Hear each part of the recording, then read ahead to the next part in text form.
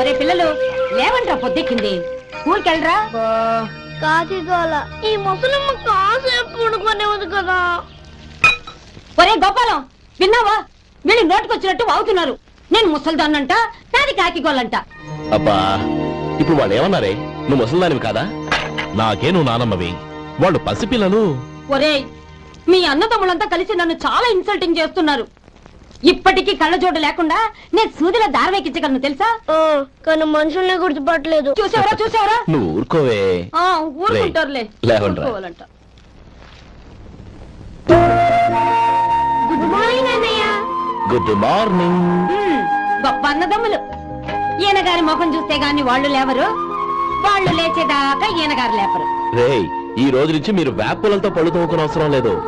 మరి బొగ్గు కచ్చికితో తోముకోవాలా? కాదు నానమ్మా, బ్రష్ పేస్తో. రేయ్, ఈ బ్రష్ నీకు, ఇది నీకు, ఇది నీకు. లెండెన్ లెండెన్ బిళ్ళు మొహాలు కడుతున్నావు. ఒరే గోపాల, ఏమిటి నానమ్మా? ఆ పేస్ట్ బ్రష్ ఎంతరా? 20 రూపాయలే నానమ్మా. ఎందుకురా ఎందుకురా నువ్వు కష్టపడి సంపాదించిన డబ్బులంతా ఇలా తగలేస్తావు? ఏ వేపుల్లతో తోముకుంటే పళ్ళ రిగిపోతాయా?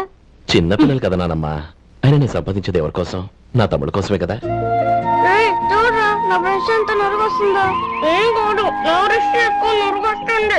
కావాలంటే చూసుకో. రే గోపాలం, బజార్కి వెళదాం, సాయంత్రం తొందరగా ఇంటికి వచ్చాయి. రేపు వెళ్దాం నానమ్మా, సాయంత్రం నాకు ముఖ్యమైన పని ఉంది.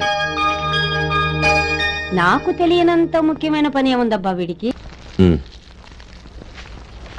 అరేరే, చెప్పడం మర్చిపోయాను, ఇంట్లో బియ్యం నిండుకున్నాయిరా. ఈ పూటకున్నాయిగా, ఆ. సాయంకాలం వచ్చేప్పుడు తెస్తాను. అలాగే. సరే, చిన్నాళ్ళిద్దరు టైంకి స్కూల్కి వెళ్ళారా? వెళ్ళారు. ఆ గోపిగడికి స్కూల్ దూరం అయిందంట్రా. రోజు నడవలేకపోతున్నాను, కాళ్ళు లాగుతున్నాయి అంటున్నాడు. వాడికి సైకిల్ కావాలంట్రా. వాడు వెళ్ళి ఎంతసేపు అయింది? ఇప్పుడే. రే, ఎక్కడికి? కాఫీ తాగి వెళ్ళరా. రే తమ్ముడు, రే గోపే, ఆగు. ఏంటన్నయ్య? స్కూల్ బాగా దూరం అయిందిరా. అవునన్నయ్య. కాళ్ళు అవుతున్నాయా? పర్లేదన్నయ్య. సరే, ఓ పంచే, నా భుజాల మీద కూర్చో, నేను తీసుకెళ్తాను. అబే వద్దన్నయ్య, ఎవరైనా చూస్తే బాగోదు. ఏంట్రా బాగోదు? నా తమ్ముడిని నేను మోస్తే ఎవరికి రా ఇబ్బంది? దా కూర్చో, దా కాలు పెట్టు.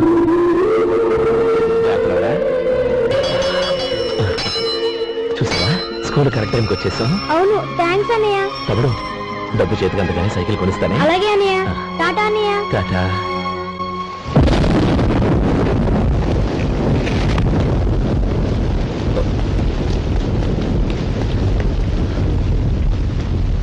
నలమా, చూడరా, ఇల్లంతా కారుతోంది. కప్పించమంటే అదిగో ఇదిగో అన్నావు, ఇప్పుడు అర్ధంతరగా ఈ వర్షం పట్టుకుంది. పిల్లలు ఎక్కడ పడుకుంటారు ఏంటో నాకేం అర్థం అవడం లేదు.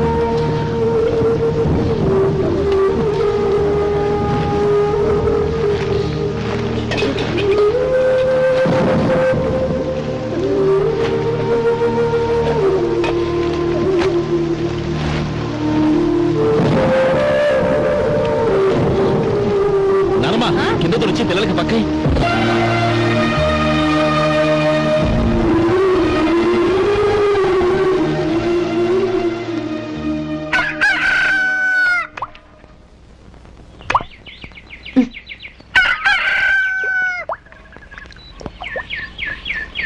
ఒరే గోపాలం, తెల్లవారులు ఇలాగే ఉన్నావా? ఒరే, గత జన్మలో నువ్వు వీళ్లకు రుణపడి ఉన్నావు, లేక వచ్చే జన్మలో వీళ్ళు నీకు రుణపడి ఉంటారో తెలియదు గాని నీలాంటి అన్నను నేను ఎక్కడా చూడలేదురా. రక్త సంబంధానికి రుణాలేంటున్నానమ్మా. అన్నట్టు చెప్పడం మర్చిపోయానురా. లక్ష్మీపతి మనందరినీ ఇవాళ సాయంత్రం వాళ్ళ ఇంటికి రమ్మన్నాడు. రండి రండి. ఏంట్రా, ఉన్న పడంగా అందరినీ కట్టకట్టుకొని రమ్మని పిలిచావు? ఏంటి విశేషం? ఏం లేదమ్మమ్మా, రేపు మంచి రోజు. నా చెల్లెళ్ళకి నీ తమ్ముడికి నిశ్చితార్థం ఏర్పాటు చేశాను. అంచేత ఈ రాత్రికి మీరు ఇక్కడే భోజనాలు చేసి పడుకుంటే రేపు పొద్దున్న ఆ కార్యక్రమం కాస్త పూర్తి చేసుకోవచ్చు. బావా, మరీ అంత ఈ హడావిడి విషయంలో నువ్వే మాట్లాడొద్దు. నిన్ను అడిగితే నీ తమ్ముళ్ళ పెళ్లిళ్ళయ్యాక చేసుకుంటానంటావు. ఈలోగా నా చెల్లెలు ఇదిగో ఇలా అయిపోద్ది. ఏంటి? అందుకే నేను ఈ నిర్ణయం తీసుకున్నాను. రేపు తెల్లవారుజామున మంచి ముహూర్తం ఉంది, ఆ ముహూర్తానికే నిశ్చితార్థం, అంతే. అది ఇంకేం?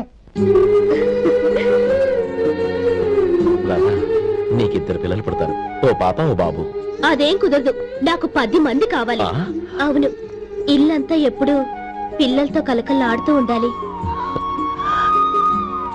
10 మంది సరిపోతారా? అన్నయ్య అన్నయ్య అర్జెంట్ గా పాస్కి వెళ్ళాలన్నయ్య. కింద బాత్రూమ్ ఉంది, వెళ్ళు. అక్కడ కనిపించలేదు అన్న. కిందకెళ్ళి వెతుకో, అదే కనబడుతుంది. అన్నయ్య అర్జెంట్ అన్నయ్య, నువ్వు తీసుకెళ్ళవు. అబ్బబ్బబ్బా విసిగించుకో, ఇక్కడి నుంచి వెళ్ళు. నువ్వు ఉండు రాదా, పదమ్మా నేను తీసుకెళ్తాను.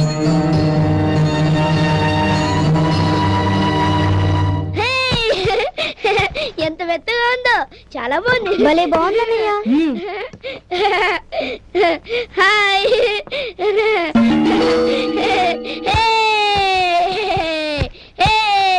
అయ్యో నా మంచం, నువ్వు వెక్కి తొక్కడానికి నా మంచం దొరుకుతుందా? దిక్కెందుకి? అయ్యో నా పౌడర్. ఏయ్, నువ్వు మనిషివా దున్నపోతువా? ఏయ్, నా దుమ్మితో దుబ్బుతున్నావా? నీ చుండ్రంతా నా కట్టి చేరగా నా పాలిటి సిరిగాళ్ళు దాపరించారు. ఏంటా చూపులు? బయటికి పోండి. రాధా, ఏంటి గొడవ? చూడండి, మంచం అంతా తొక్కేసి నా పౌడర్లు సెంట్లు ఎలా నాశనం చేశారు ఈ దెయ్యాలు.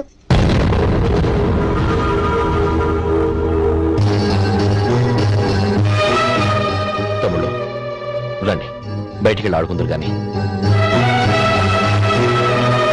ఏమా, బావగారు తమ్ముళ్ళు నిన్ను బాగా విసిగిస్తున్నారా?